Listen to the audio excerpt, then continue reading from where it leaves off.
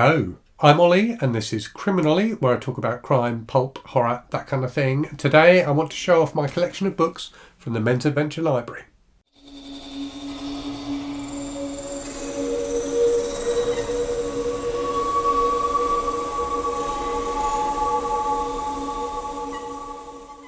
So I made a video earlier this week where I talked about what I consider to be the 4 eras of pulp fiction.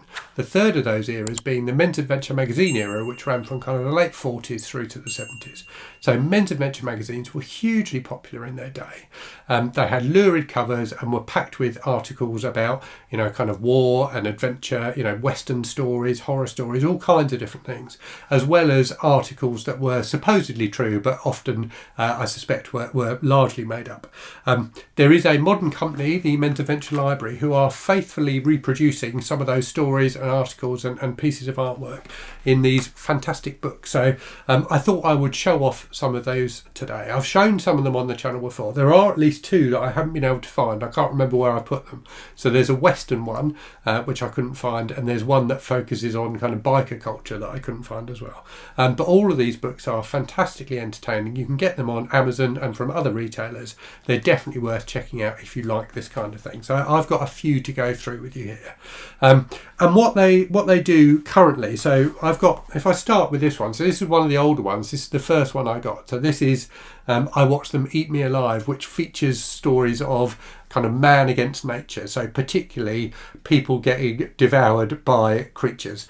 So the cover picture here is from a story about a guy who gets shipwrecked and has to fight off these crabs who gradually eat parts of his body as the story progresses. So as you can see, it has all sorts of fun stories in here. So this cover it has the title on it, I Battled a Giant Otter.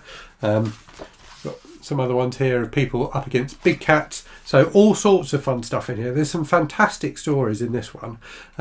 There's something great about this idea of just often it's a single character, so a single guy up against nature. I think there's a kind of universal appeal to that kind of story, even when it's as luridly presented as it is in this collection. So really entertaining. The most famous of these stories, let me find the cover, is this one, Weasels Ripped My Flesh, which I think was used for a Frank Zappa album art cover. So a lot of this artwork is just fantastically well done, and you just don't get this kind of painted artwork in the modern age, sadly. Another one from a kind of similar vintage from the Men's Adventure Library in terms of their kind of publication order is this one, Cuba, Sugar, Sex and Slaughter, which is fascinating. So this is a book that all the stories and articles in here are focused on Cuba, so the Cuban Revolution, but also pre-revolutionary Cuba. And it's really interesting in terms of the way it shows shifting American attitudes to Cuba.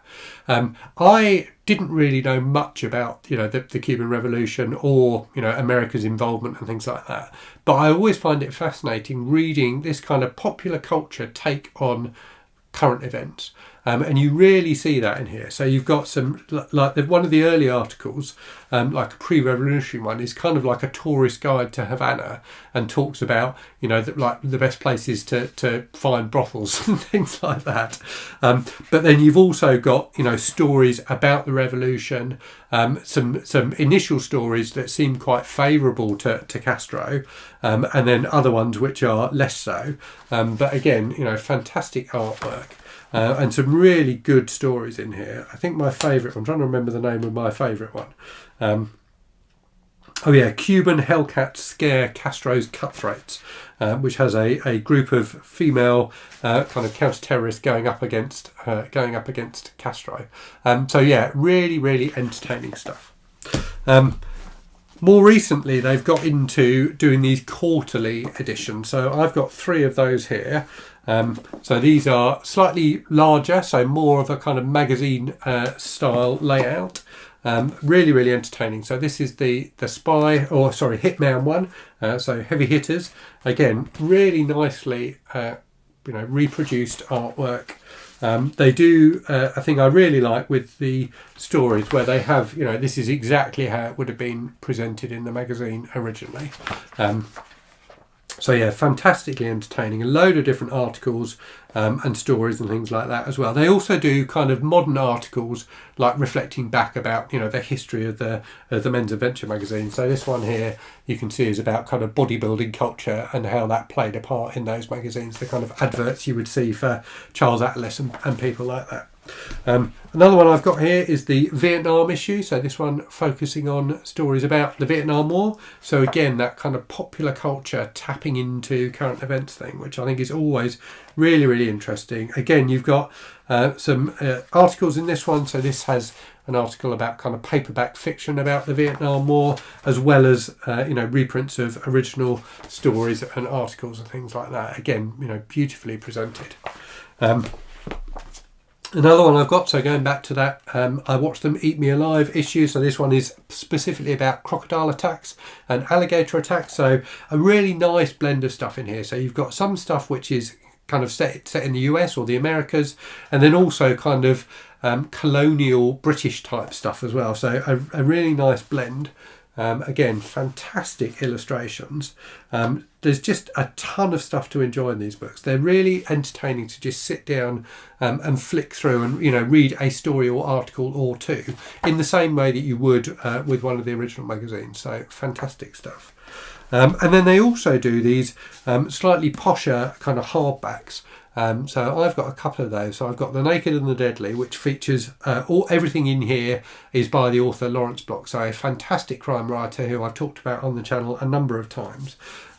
This has a load of stories that he wrote that were featured in men's adventure magazines. So both crime stories and things like that. There's one series with a recurring character that you get a couple of stories by, and also some articles he wrote as well. So one about a ship disaster, the greatest ship disaster in American history, and one about call girls as well. So there's definitely a variety of different stuff in these magazines. Some of it less acceptable to the modern eye than others, but all always fascinating and entertaining. The other of their posher books I've got is Atomic Werewolves and Man-Eating Plants. So this one focuses on kind of horror and science fiction stories from the Men's Adventure magazine. So there's an H.P. Lovecraft story in here, and a load of other stuff as well. And again, it really shows you how science fiction kind of evolved during this period. So some really interesting articles about kind of UFOs and that kind of thing. That the way that kind of fascination with space gripped American culture in the 60s in particular as the space race heated up. So yeah, some fantastic stuff in here, including The Strange Cult of the Vampire Tarantulas. And then finally, they also do books that just feature particular artists. So this one features one of my favourite paperback cover artists, Gil Cohen, who produced the cover art for many of the Executioner books, which I really, really enjoy.